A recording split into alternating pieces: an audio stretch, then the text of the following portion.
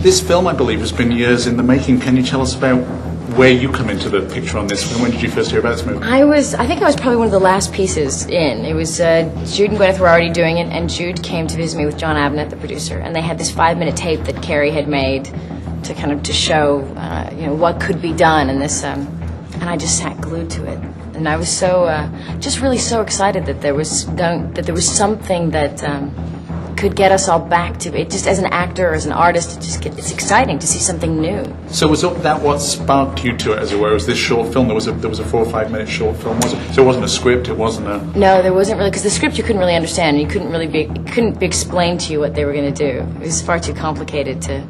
But really, I trusted Jude. I've known Jude for a long time, and I think he's great. And I'd probably follow him into any crazy adventure because we're friends like that. But I do.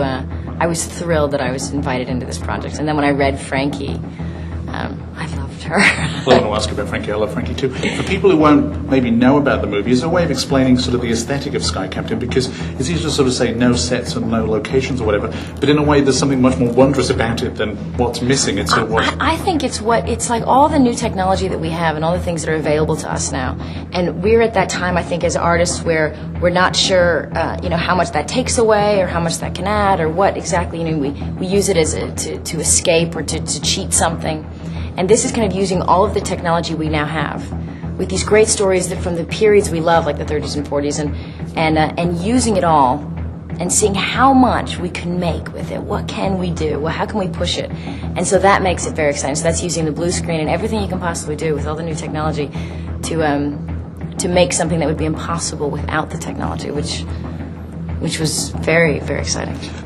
You said you loved Frankie. Can you explain for people who aren't going to know sort of who is Frankie? She's quite the character. I just, we all have those characters you identify with, and I loved the story and the whole. But then I loved this woman who was very, she reminded me of these great. I'm a big fan of Winston Churchill. And these great orators and these great leaders in time, and she's certainly like the crazy kid's idea of, mixed in with some leather and a whole bunch of other things.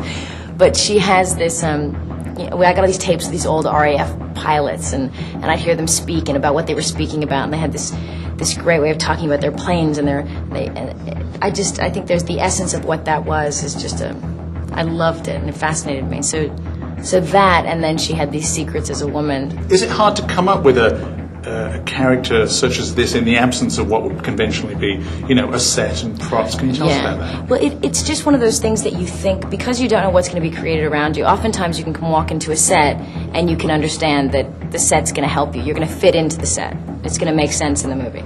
But as Frankie, just coming on with this eye patch and this leather and this bubble on my head and this outfit and thinking, this is either going to make sense to this environment or it's going to be very strange, but I don't know where I am exactly. So you have to hope that, you have to trust that what they say they're going to make is going to be that world, because you haven't seen it yet. I think those of us who sit on this side of the sort of the room will often sort of wonder what's it like to see a finished film when you've worked on it. But this must be more amazing still, mustn't it? Because I guess if you work on many of the films you've worked on, you kind of know what the locations are like. This one we had no idea. Can you tell us what the experience of seeing it was like, or what do you? I haven't seen it. I've seen pieces of it, but I haven't seen. And the pieces I've seen, I just think it had been explained to me, so it's what I was kind of expecting. But it's better than I did expect it to be, and it's just. I think it's also beautiful. I think it's other than just being kind of like. We can have comic book type things or adventure type things, but I do think it's a piece of art. It's beautifully done. As far as the director goes, Kerry, he's a young guy. Can you tell us about that? Again, you've worked with many directors. Is there something that you would characterize?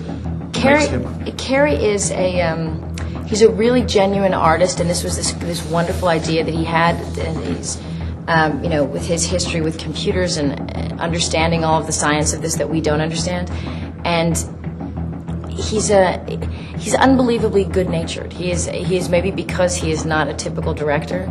I think we all just found him so honest and charming and so just happy to be there on the set and excited about everybody coming together and making this thing that he'd been sitting on for so long and hoping would one day become something. And I think just that too, when you meet somebody who's had a dream and something they've worked on and they never knew if it would become a reality.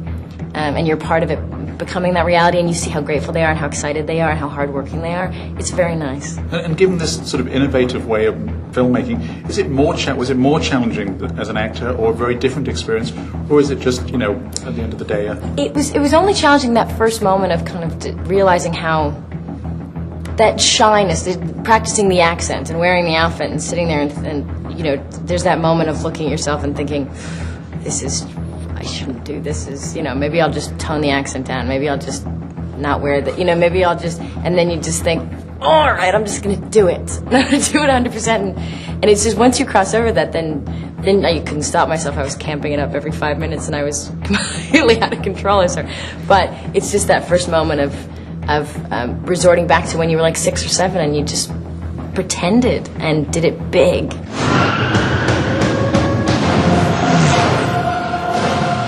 I'm on my way.